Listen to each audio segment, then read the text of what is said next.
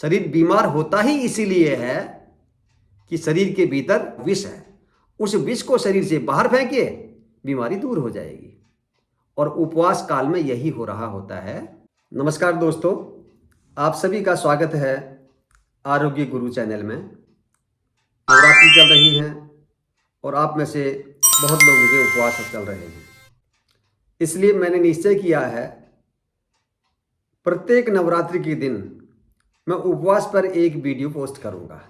पहली नवरात्रि के दिन पहला वीडियो कल पोस्ट हुआ है, जिसमें मैंने बताया है कि उपवास के लाभ क्या है, बेनिफिट्स ऑफ फास्टिंग। हमारे पूर्वजों ने उपवास को उपासना से जोड़ा ताकि हम ठीक से इस उपवास के द्वारा होने वाले शारीरिक, मानसिक और आध्यात्मिक लाभों को प्राप्त कर सकें। तो दोस्तों, आज के वीडियो में हम संक्षेप में बताएंगे कि उपवास कितने प्रकार का होता है। अभी मैं केवल संक्षेप में यह 12 प्रकार के उपवास, इनके नाम बता रहा हूं और फिर मैं एक महत्वपूर्ण उपवास की चर्चा करूंगा आज, जो आप सबको करना चाहिए। तो 12 प्रकार के जो प्रमुख उपवास हैं उनमें से पहला है प्रातःकालीन उपवास, फिर है सायंकालीन उपवास, एकाहारोपवास, फलोपवास, दुग्धोपवास, मठोपवास, रसोपवास, साप्ताहिक उपवास, पूर्ण उपवास, लघु उपवास, टूट उपवास या सविराम उपवास और दीर्घ उपवास। तो सबसे कठिन जो उपवास होता है वह होता है दीर्घ उपवास। जो लोग उपवास नहीं कर सकते हैं, मतलब जो लोग केवल जल में नहीं रह सकते हैं, तो उनके लिए फिर ये विभिन्न प्रकार के उपवास दिए हैं। जो कर सकते हैं पूर्ण उपवास, वह बहुत लाभकारी है। पूर्ण उपवास में क्या होता है, हमारा जो पाचन तंत्र है उसको पूरा रेस्ट मिल जाता है, पूरा आराम मिल जाता है, और आराम मिलना है भी जरूरी। यदि हम किसी भी मशीन को लगातार ऑपरेट करते हैं, उसको रेस्ट नहीं देते हैं, तो खराबी आनी शुरू हो जाती है, उसकी कार्यक्षमता में कमी आ जाती है। यहाँ तक कि आप मोबाइल को ही देख लीजिए, हम किसी ऐप को चला रहे हैं और लगातार यूज कर रहे हैं, रेस्ट नहीं दे रहे हैं, तो वो हैंग करने लगता है। कुछ भी आहार हम लेते हैं तो हमारा यह सिस्टम उसको पचाने में लग जाता है, और यदि हम उसको रेस्ट नहीं देंगे तो समझ लीजिए उसकी हालत भी ऐसे ही होगी, वो भी हैंग करने लगेगा। हमारा सिस्टम भी थकता है, उसको भी रेस्ट की आवश्यकता होती है। यदि हम उसको रेस्ट देंगे तो और अधिक ऊर्जा के साथ वो काम करेगा। ऐसे ही जैसे हम रेस्ट लेते हैं तो उसके बाद अच्छी ऊर्जा के साथ कार्य करते हैं। तो इस शरीर को ऊर्जा देने का कार्य जो हमारा सिस्टम कर रहा है, उसको भी रेस्ट देना बहुत आवश्यक है। तो इसी को बोलते हैं उपवास।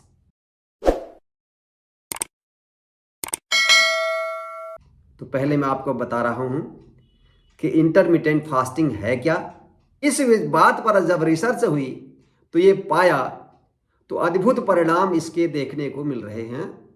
कई प्रकार के रोगों में लाभकारी हो रहा है, लोग एनर्जेटिक हो रहे हैं, शारीरिक स्तर पर भी, मानसिक स्तर पर भी इसका बहुत अधिक सकारात्मक प्रभाव हो रहा है। अब इस इंटरमिटेंट फास्टिंग को लोग अपना रहे हैं। लेकिन हम देखते हैं कि हमारे देश में तो बहुत प्राचीन समय से ही यह चला आ रहा है। अभी जो मैंने वर्णन किया सबसे पहले उपवास, जो मैंने बताया कि प्रातःकालीन उपवास, बहुत लोग अभी भी ऐसे हैं जो सुबह का नाश्ता नहीं करते, शाम को जल्दी खा लेते हैं, अगले दिन 11-12 बजे से पहले कुछ खाते नहीं हैं, लंच करते हैं सीधे, तो उनका तो बहुत अच्छे से 16 घंटे का उपवास हो जाता है। तो यह तो हमारे देश में बहुत पहले से चला आ रहा है। इसी को जब विदेश में जाकर के इसका नाम बदल करके इंटरमिटेंट फास्टिंग होगी तो यह खूब प्रचलित होने लगा। तो अब हम समझ गए हैं यह इंटरमिटेंट फास्टिंग और कुछ नहीं, यह प्रातःकालीन उपवास ही है, जिसको हम सदियों से अपनाते आए हैं। हर किसी मजहब ने उपवास को बहुत बड़ा महत्व दिया है।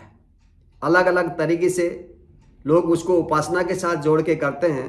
हमारे यहाँ आप जैन समाज को देख लीजिए, वो लोग सूर्यास्त से पहले खाना खा लेते हैं और अगले दिन जब वो नाश्ता करेंगे तब तक उनके 16 घंटे पूरे हो चुके होंगे। तो देखिए किस प्रकार से उनकी इंटरमिटेंट फास्टिंग हो रही है। ये जितने भी प्रकार के उपवास हैं, व्रत हैं, इन सब का सीधा संबंध हमारे शारीरिक और मानसिक स्वास्थ्य से होता है। और कई लोग सोचते हैं कि उपवास करने से कमज़ोर होगा।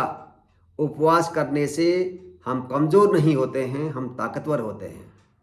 हमारी कार्य क्षमता बढ़ती है, हमारा पाचन संस्थान सुदृढ़ बनता है। तो ये लाभ होते हैं। एक चीज़ और महत्वपूर्ण मैं आपको बताऊं कि उपवास करने से उम्र बढ़ती है, घटती नहीं है। अल्पाहारी और उपवास करने वाले लोगों की उम्र अधिक होती है। ये तो तथ्य है। इंटरमिटेंट फास्टिंग अगर हम कर लेते हैं तो इससे क्या होगा, हमारा जो डाइजेस्टिव सिस्टम है उसके सारे अंगों को विश्राम मिलेगा, आराम मिलेगा। एक नई ऊर्जा के साथ वो सारे अंग काम कर पाएंगे। तो पहला तो लाभ यही है इसका। हमारे इस पाचन संस्थान की कार्य क्षमता बढ़ जाएगी और वो ठीक से हमारे आहार को पचाने में सक्षम होगा। यदि आपका पाचन संस्थान ठीक नहीं है, आहार आपसे का ठीक से पच नहीं रहा, वो जो पोषक तत्व हैं शरीर को मिलेंगे ही नहीं ठीक से, तो कहाँ से एनर्जी मिलेगी, कहाँ से ताकत मिलेगी। इसलिए जब हम उपवास करेंगे तो हमारे इस सिस्टम की पचाने की शक्ति बढ़ जाएगी। ये बहुत बड़ा लाभ होता है। और एक और महत्वपूर्ण कार्य जो होगा, उपवास काल में शरीर से गंदगी बाहर निकलती है, बॉडी डिटॉक्स होती है। शरीर बीमार होता ही इसीलिए है कि शरीर के भीतर गंदगी है, जहर है, विष है। उस विष को शरीर से बाहर फेंकिए, बीमारी दूर हो जाएगी। और उपवास काल में यही हो रहा होता है, शरीर से विष बाहर निकलता है, बाहर छूटता है। लेकिन यदि आप ये कहें कि यदि मैं खाना नहीं खाऊं, यदि मैं सुबह नाश्ता ना लूं, तो मुझे गैस हो जाएगी, एसिडिटी हो जाती है, या मेरा शुगर लेवल कम होने लगेगा, मैं डायबिटिक हूं। एक उदाहरण मैं आपको देता हूं। क्या शराब पीना अच्छा है स्वास्थ्य के लिए? क्या तंबाकू, सिगरेट स्वास्थ्य के लिए अच्छा है? लेकिन यदि किसी ने शराब छोड़ी हो, तंबाकू छोड़ा हो, तो कुछ दिन उसको परेशानी होगी। तंबाकू छोड़ने वाला कहेगा मुझे सुबह शौच करने में दिक्कत हो रही है, हो ही नहीं पा रहा है। शराब छोड़ने वाला कहेगा मुझे दिक्कत हो रही है, भूख नहीं लग रही है, परेशानी हो रही है।